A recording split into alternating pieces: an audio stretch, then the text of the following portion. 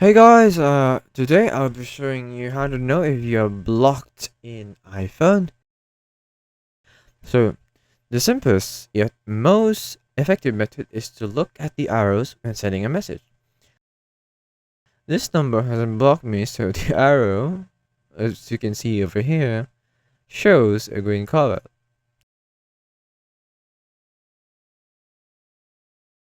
But in the case that you have created a problem, and if you were blocked, just like this number here, the arrow would show up as blue.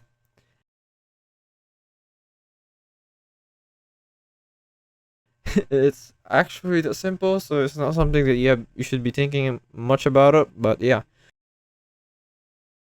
I hope you learned something from this video. Thank you for watching, and see you in the next one. Bye bye.